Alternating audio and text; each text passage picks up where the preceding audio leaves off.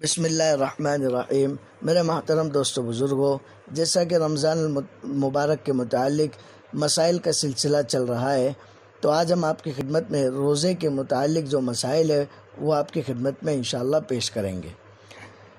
تو سب سے پہلے ہمارے لیے اس مسئلے کا جاننا ضروری ہے کہ روزہ کھولنے کے لیے دعا اور نیت شرط ہے یا نہیں۔ تو اس مسئلے کا جواب یہ ہے کہ روزہ کھولنے کے لیے نیت شرط نہیں، افطار کے وقت کی دعا مستحب ہے، یعنی پڑھ لے تو ثواب ہے۔ اگر دعا نہ کی اور روزہ کھول دیا تو روزہ بغیر کراہت کے صحیح ہے۔ البتہ افطار کے وقت دعا قبول ہوتی ہے، اس لیے دعا کا ضرور اہتمام کرنا چاہیے، بلکہ افطار سے چند منٹ پہلے خوب توجہ کے ساتھ دعائیں کرنی چاہیے۔ اب روزہ افطار کرنے کی دعا کیا ہے، اس کو تو ماشاءاللہ ہم سب جانتے ہیں، پھر بھی جو ہے میں آپ کی خدمت میں پیش کر دیتا ہوں۔ تو ایک دعا یہ ہے، اللہم لک صمت وعلی رزقک افطرت، جس دعا کا ترجمہ ہے، اے اللہ میں نے آپ ہی کے لیے روزہ رکھا اور آپ ہی کے رزق سے افطار کیا۔ یا یہ پڑھے، ذهب الظمأ وابتلت العروق وثبت الاجر انشاءاللہ۔ اس دعا کا ترجمہ ہے، پیاس جاتی رہی، رگیں تر ہو گئی اور ثواب طے ہو چکا انشاءاللہ تعالی۔ اب ایک مسئلہ یہ ہے کہ افطار کے وقت اجتماعی دعا کرنا ثابت ہے یا نہیں، یعنی حدیث و قرآن سے اجتماعی دعا کرنا ثابت ہے یا نہیں۔ تو اس مسئلے کا جواب یہ ہے، بعض لوگ رمضان مبارک کے مہینے میں افطار سے پہلے ایک جگہ مسجد میں جمع ہوتے ہیں اور ان میں سے ایک روزے دار دعا کراتا ہے اور باقی سب لوگ آمین کہتے ہیں۔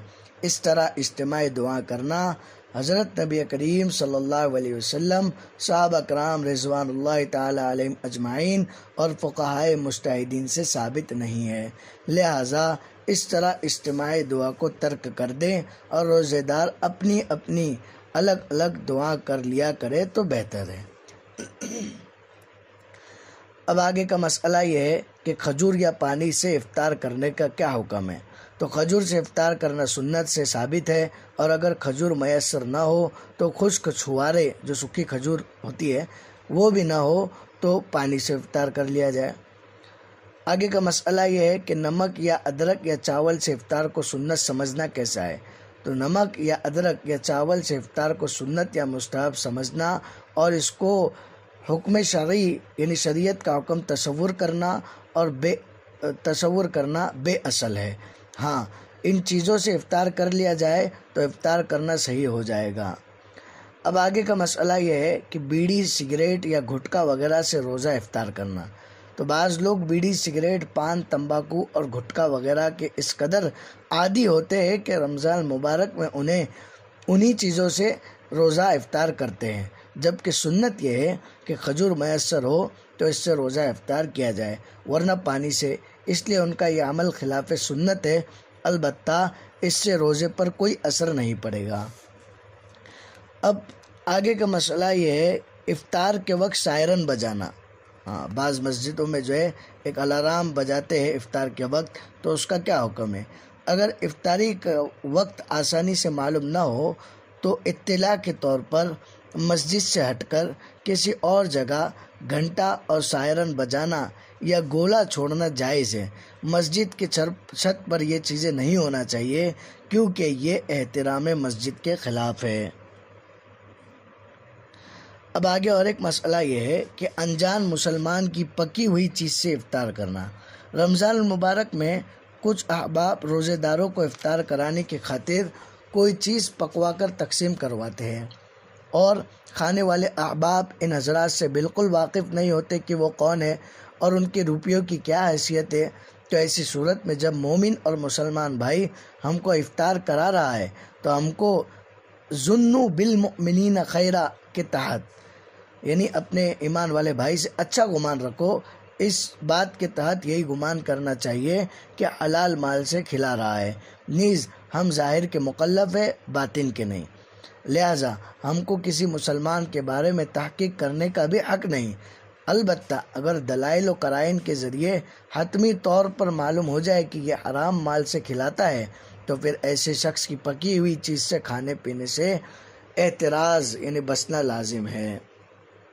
اب آگے اور ایک مسئلہ یہ ہے کہ سود خور اور رشوت لینے والے کی دعوت افطار کا حکم کیا ہے؟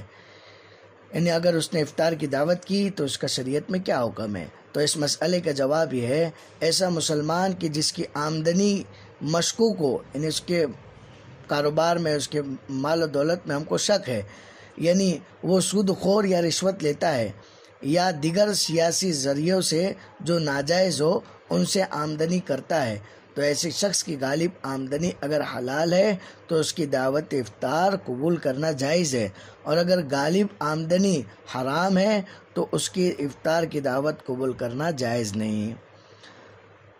اب اور ایک مسئلہ یہ ہے کہ جو شخص خود روزہ نہ رکھے اور اس کی افطار کی دعوت کا شریعت میں کیا حکم ہے؟ تو جو شخص بلا کسی عذر شرعی کے رمضان المبارک کا روزہ نہ رکھتا ہو اور خلاف سنت طریقے پر افطار کی دعوت کرتا ہو تو ایسے شخص کی افطار کی دعوت میں شرکت نہیں کرنا چاہیے۔ آگے اور ایک مسئلہ یہ ہے کہ غیر مسلم کی افطار کی دعوت کا کیا حکم ہے؟ بعض جو ہے ہمارے غیر ایمان والے بھائی ہوتے ہیں، وہ بھی جو افطار پارٹی کرتے ہیں، تو ان کی افطار پارٹی میں شریک ہونا اور ان کی اس دعوت کو قبول کرنا کیسا ہے؟ تو اس مسئلے کا جواب یہ ہے کہ جن پاک اور حلال چیزوں کا کھانا حلال اور جائز ہے، ان تمام چیزوں سے روزہ افطار کرنا بھی جائز ہے، لہذا اگر کوئی غیر مسلم پاک اور حلال چیز سے افطار کرائے تو اس سے افطار کرنا فی نفسی جائز اور درست ہے۔ تاہم آج کل زیادہ تر ایسے پروگرام سیاسی مقاصد کے لیے کیے جاتے ہیں، اس لیے ان میں شرکت سے احتیاط کرنی چاہیے۔ اب آگے کا اور ایک مسئلہ یہ ہے کہ روزے دار کی سحری اور افطار میں اسی جگہ کے وقت کا اعتبار ہوگا جہاں وہ رہتا ہے۔ تو اصول یہ ہے کہ روزہ رکھنے اور افطار کرنے میں اس جگہ کا اعتبار ہے جہاں آدمی روزہ رکھتے اور افطار کرتے وقت موجود ہو۔ بس جو شخص عرب ممالک سے روزہ رکھ کر ہندوستان آئے تو اس کو ہندوستان کے وقت کے مطابق افطار کرنا ہوگا، اور جو شخص ہندوستان سے روزہ رکھ کر سعودی عرب گیا ہو اس کو وہاں کے غروب کے بعد افطار کرنا ہوگا۔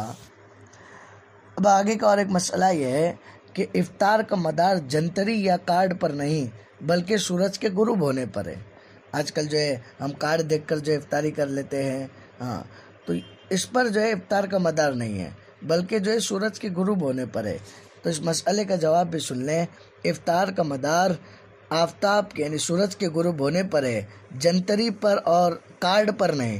جنتری غروب کے تابع ہوتی ہے، جو کارڈ وغیرہ ہے وہ جو ہے سورج غروب ہونے کے تابع ہے۔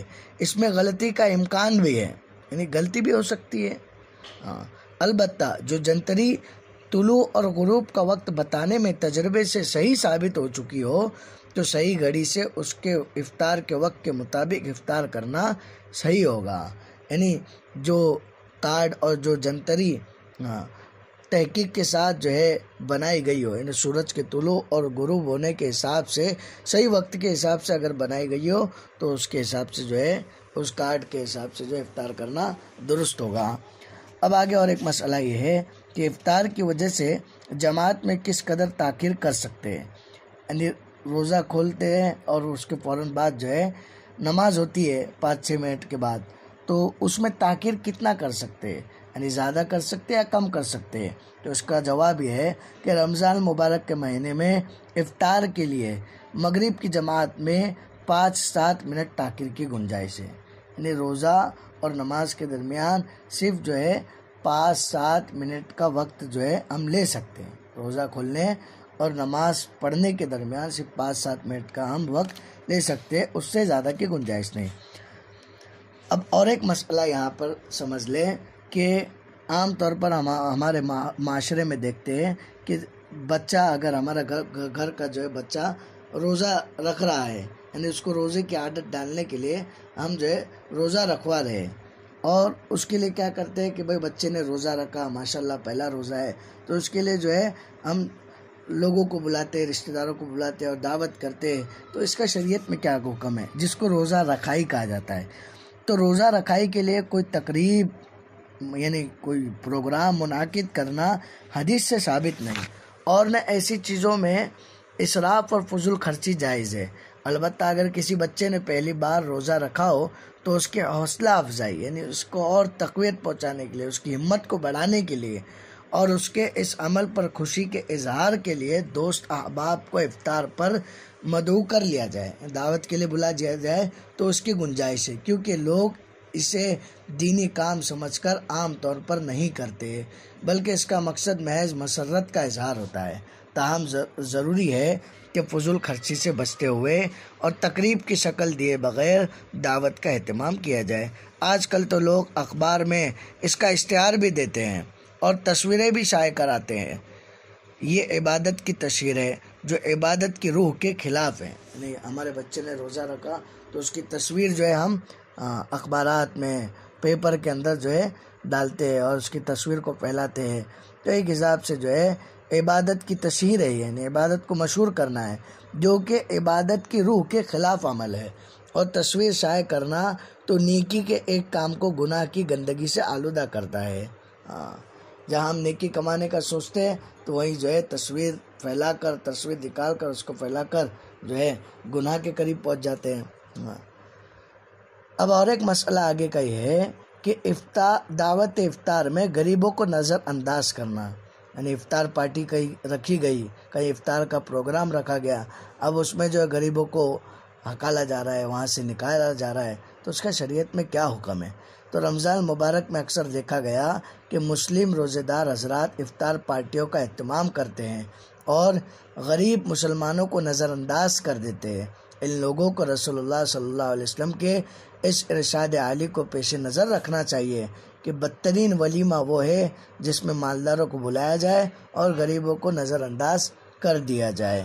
ظاہر ہے کہ جب یہ حکم ولیمے کے بارے میں ہے تو دعوت افطار کے بارے میں بدرجہ اولا ہوگا، کیونکہ دعوت نکاح کے مقابلے میں افطار کی دعوت کے اندر عبادت اور مذہبیت کا پہلو زیادہ ہے، یعنی ہم جو ہے غریب بھائیوں کو بھی جو ہے اپنی افطار پارٹیوں میں شریک کریں۔ اب آگے کا اور ایک مسئلہ یہ ہے کہ افطار کی دعوت میں غیر مسلموں کو بلانا کیسا ہے؟ تو افطار کی دعوت میں غیر مسلموں کو بلانا، ان کو مدعو کرنا جائز ہے۔ اگر غیر مسلم عہدیداروں کو محض خودسردی اور چاپلوسی میں مدعو کیا جائے اور ذاتی مفاد پیش نظر ہو تو شاید اس پر کوئی اجر و ثواب نہ ہو، اور اگر ان کو مدعو کرنے کا مقصد اسلام اور مسلمانوں سے مانوس کرانا ہو، دین حق کی طرف متوجہ کرنا ہو اور مسلمانوں کے تئیں غلط فہمیوں کو دور کرنا ہو تو ان کو دعوت کرنا باعث اجر ہے۔ اب آخری مسئلہ یہ ہے کہ مسجد میں افطار کرنا جائز ہے یا نہیں۔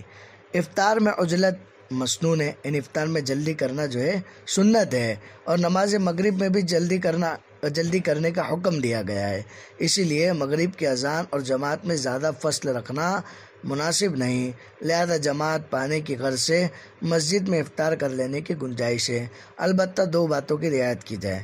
پہلا یہ کہ مسجد میں داخل ہوتے ہوئے اعتکاف کی نیت کر لی جائے، کیونکہ اعتکاف ہمارے ایک امام محمد رحمۃ اللہ علیہ ان کے نزدیک یہ ہے کہ اعتکاف نفل امام محمد رحمۃ اللہ علیہ کے نزدیک کے قول پر تھوڑی دیر کا بھی ہو سکتا ہے، اور معتکف کے لیے، یعنی اعتکاف کرنے والے کے لیے مسجد میں کھانے کی بالاتفاق اجازت ہے۔ دوسرے یہ کہ مسجد کو آلودگی سے بچایا جائے، یعنی جو ہے چادر وغیرہ، دسترخوان وغیرہ اور صفائی کا اہتمام رکھتے ہوئے جو ہے افطار کیا جائے اور مسجد کو جو ہے خراب کرنے سے جو ہے بچائے۔ تو یہ آج کے چند مسائل تھے روزے کے متعلق۔ انشاءاللہ تعالی کل اور مسائل ہم آپ کی خدمت میں پیش کریں گے۔ اللہ رب العزت سے دعا یہ ہے کہ اللہ تبارک و تعالی ہم کو یہ بابرکت مہینے کی قدردانی کرنے کی توفیق عطا فرمائے، روزوں کا اہتمام کرنے کی توفیق عطا فرمائے، اور اس میں زیادہ سے زیادہ عبادت، تلاوت، ریاضت اور اللہ اپنے ذکر کا اہتمام کرنے کی توفیق عطا فرمائے۔